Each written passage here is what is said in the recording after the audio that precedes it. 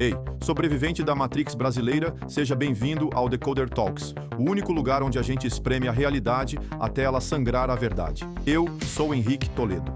Hoje, o tema é um só.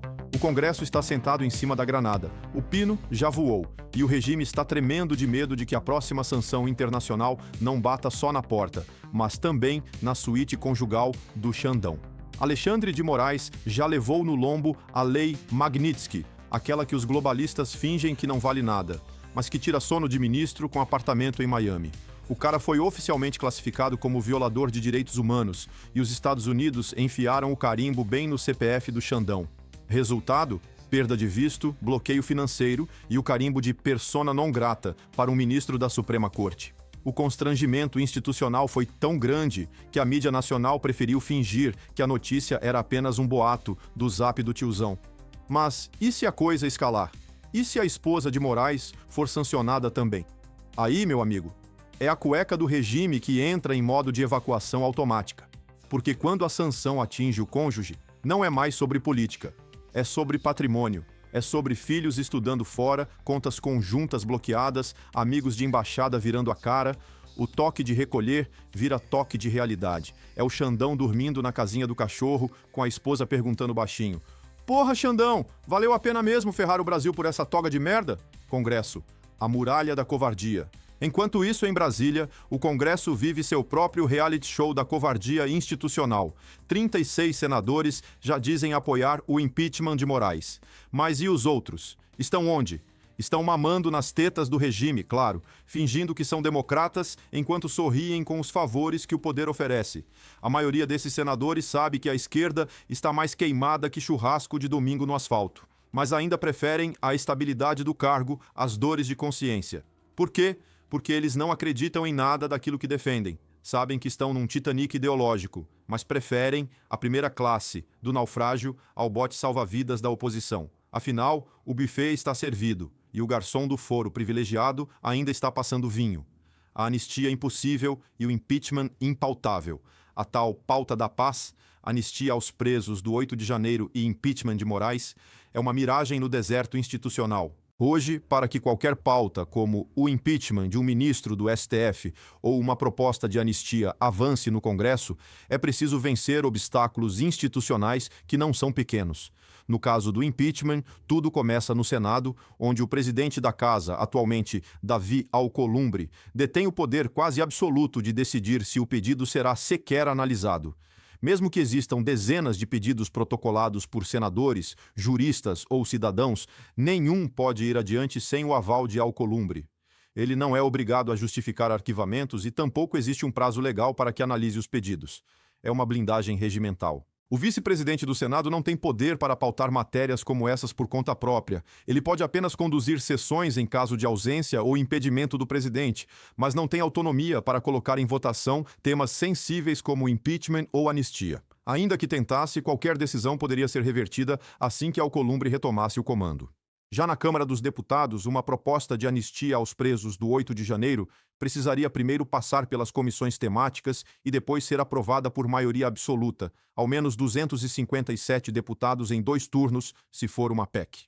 Mesmo aprovada, não há garantia de que se torne realidade. Alexandre de Moraes, enquanto permanecer no STF, pode simplesmente declarar a proposta inconstitucional, como já fez com outras medidas aprovadas pelo Congresso. O STF tem interpretado a Constituição de forma tão expansiva que, na prática, seus ministros podem anular decisões do Legislativo com base em critérios elásticos, como ameaça à democracia ou discurso de ódio. O rito para colocar essas pautas em votação depende, em resumo, da vontade política da cúpula do Congresso. Não basta que parlamentares pressionem ou que haja apoio popular. É preciso que a mesa diretora aceite tramitar os textos, que os líderes partidários concordem e que os presidentes das casas permitam a votação. Até lá, tudo fica parado. Por isso, na prática, mesmo com a pressão popular crescendo nas ruas e nas redes, a chance de essas pautas serem colocadas em votação nos próximos dias ou semanas é mínima. A estrutura do Congresso foi feita para ser lenta, deliberativa. E, em momentos de crise, é também um escudo contra a vontade popular imediata. Quando os presidentes das casas estão alinhados ao regime como ocorre hoje, esse escudo vira muralha. Para andar, precisa de coragem, articulação, maioria. O que temos? Um Senado paralítico, liderado por Alcolumbre, que é o próprio símbolo da obstrução. O sistema não quer paz, quer controle. E se um senador resolve enfrentar o sistema, o que acontece? É punido no bastidor, perde emenda, comissão, mídia e até o cafezinho. O Congresso não se move por princípios, mas por pressão. E só vai andar quando a corda no pescoço for mais apertada que a gravata dos canalhas. E se os EUA continuarem enfiando sanções? Agora vem a bomba atômica diplomática. E se os Estados Unidos decidirem aplicar mais Magnitskys? E se, além de Moraes e seus familiares, o recado for direto aos senadores covardes que bloqueiam a pauta da anistia e do impeachment? A coisa muda de figura, porque aí o Senado vira uma sala de espera de clínica de gastroenterologia, todo mundo com dor de barriga e medo do que vem pela frente.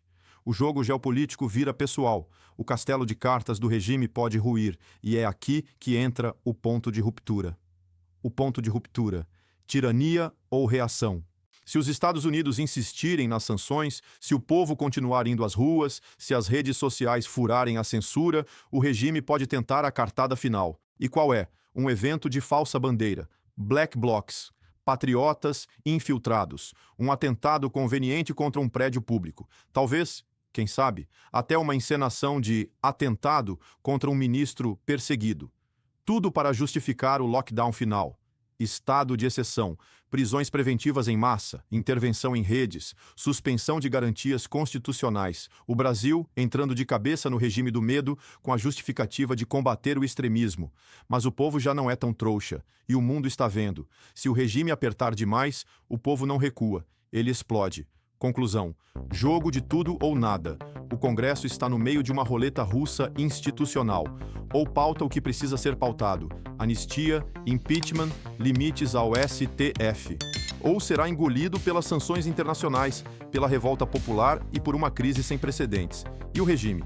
Se seguir dobrando a aposta, o risco é escancarar a tirania e desencadear o caos total. A pergunta é: quem pisca primeiro?